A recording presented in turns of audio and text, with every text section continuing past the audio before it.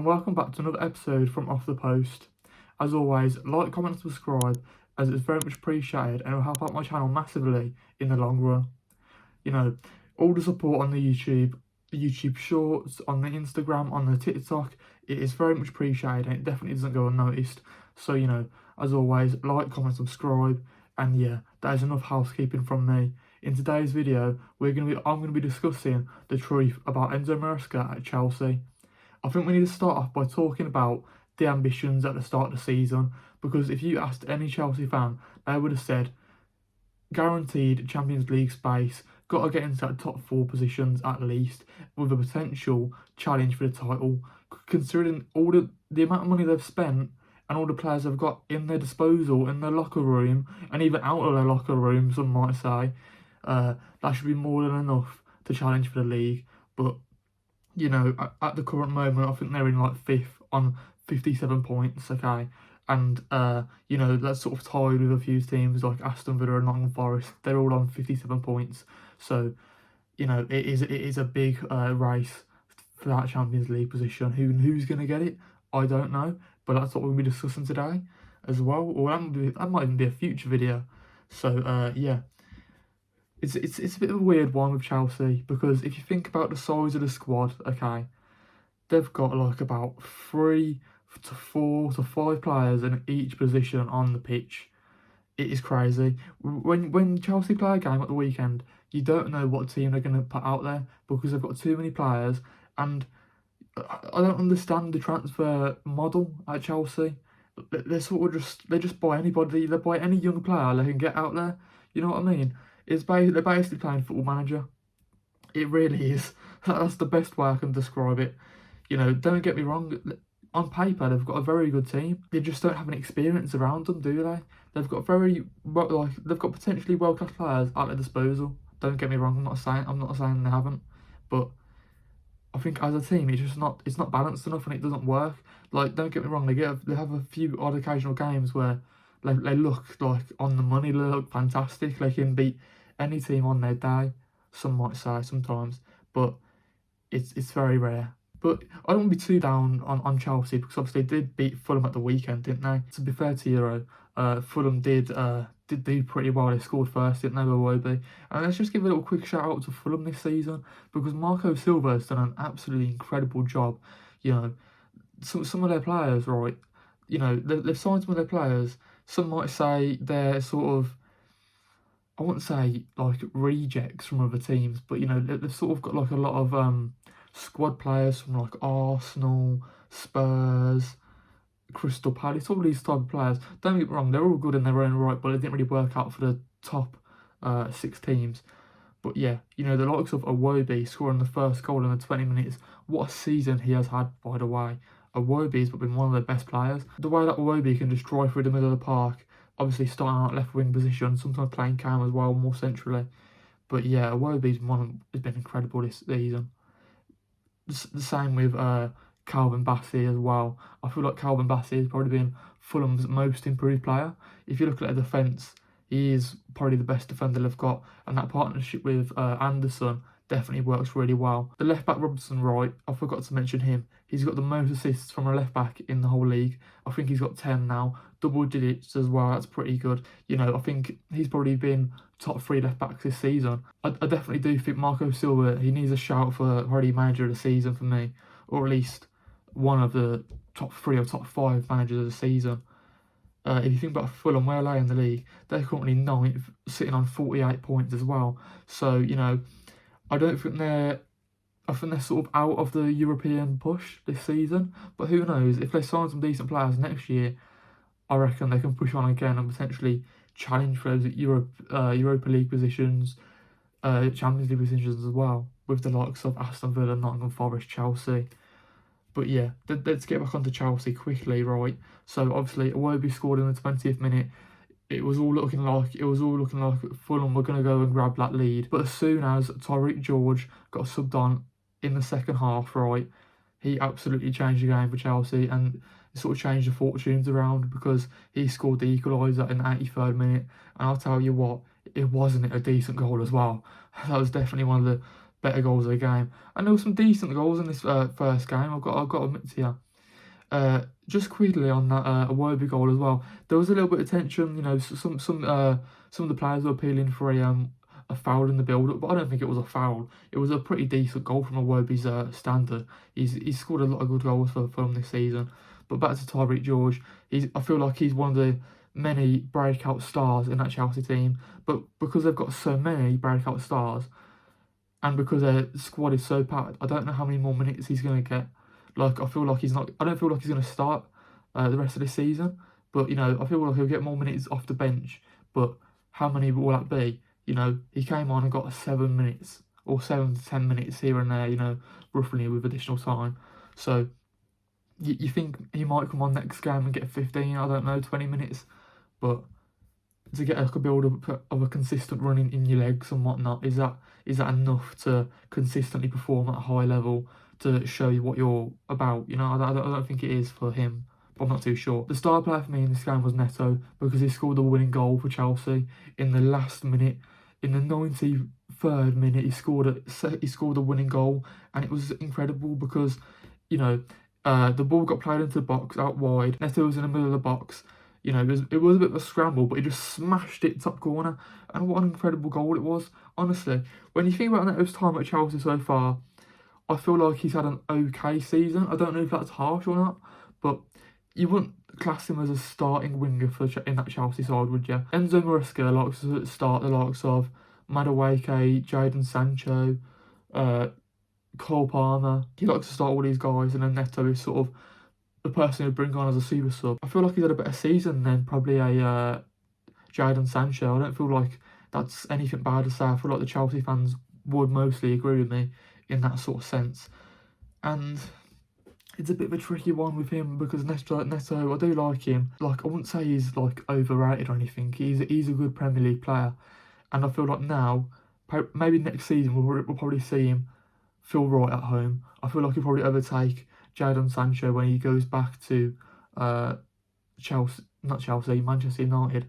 I don't think he'll sign again for Chelsea, but you never know. Like, if Enzo Maresca, you know, gets the sack, somebody else might think of Jadon Sancho and might sign him. I don't know.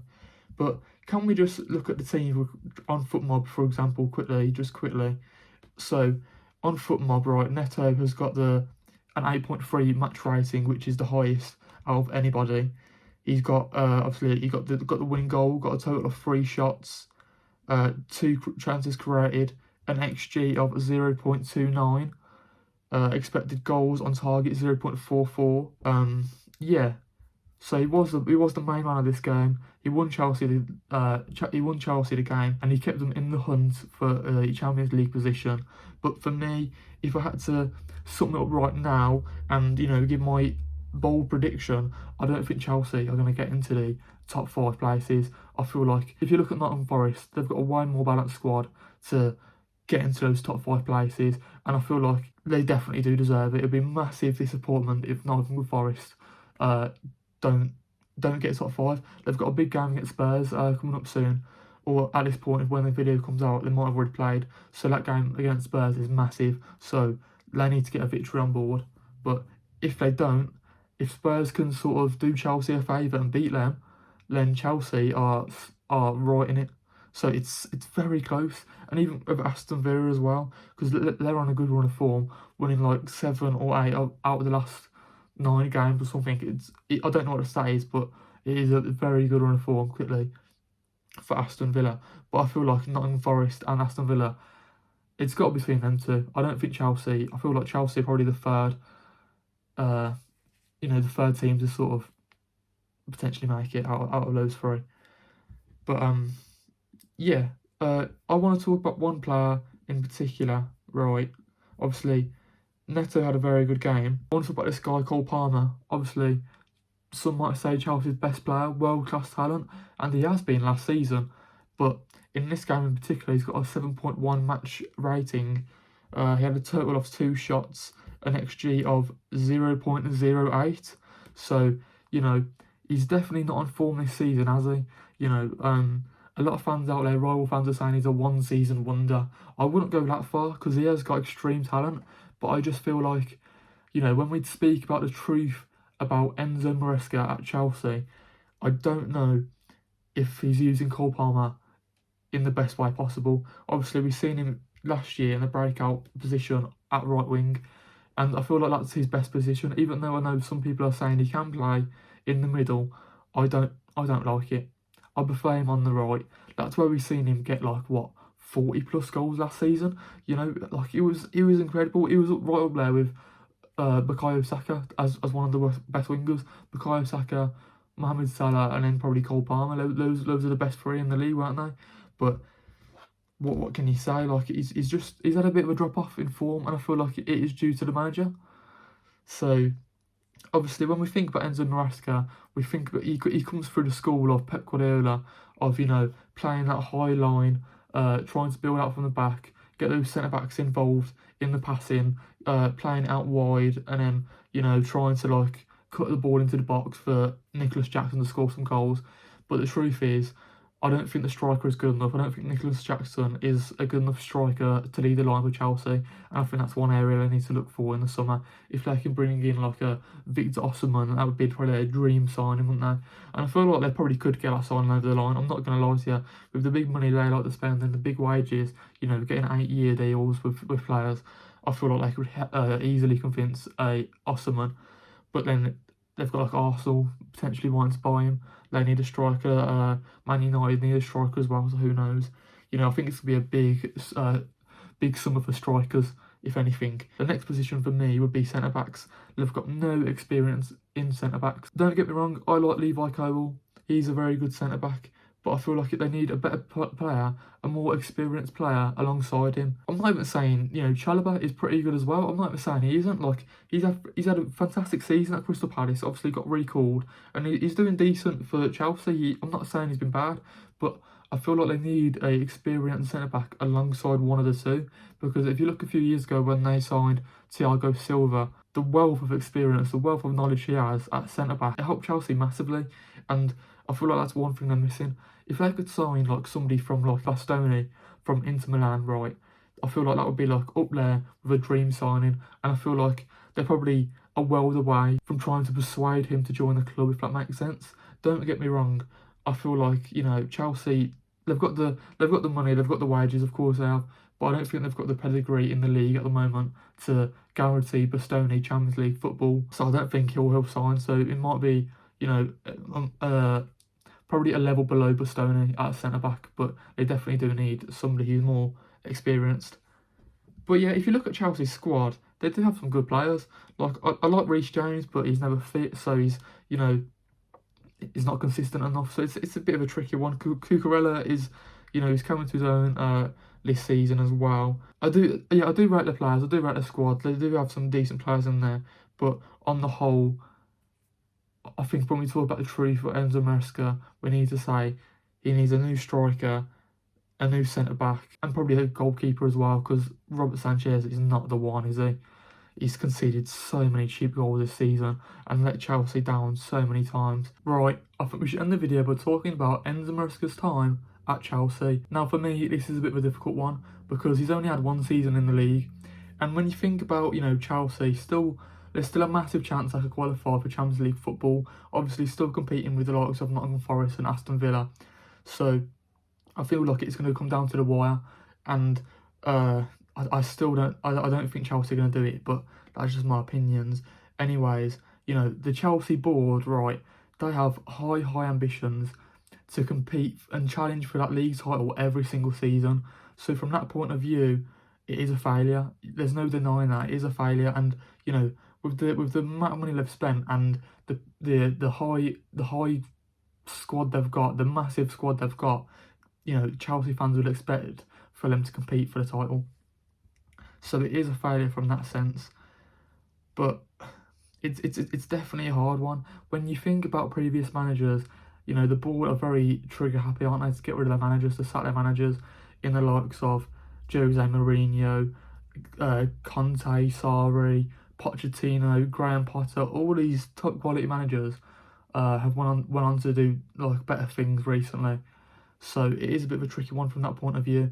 I want to end the video with some questions. Okay, where will Chelsea finish at the end of the season? have they had a failure of a season? How would you assess the season for Chelsea? With Enzo Maresca, is he good enough for Chelsea? Do you think he'll get sacked at the end of the season? Who would you replace him with? Think about some signings for Chelsea as well. Okay, are they going to finish in the Champions League positions? And those are all my questions. I do like to end the video with a few questions here and there. So please, obviously like, comment, subscribe. It's very much appreciated. Please, don't feel free to write in the comments, because help me build up a community, and it's very much appreciated, because I really do enjoy making these videos and editing videos, and creating content for social media is so enjoyable, and I do really appreciate it. I'm not going to lie to you guys, right?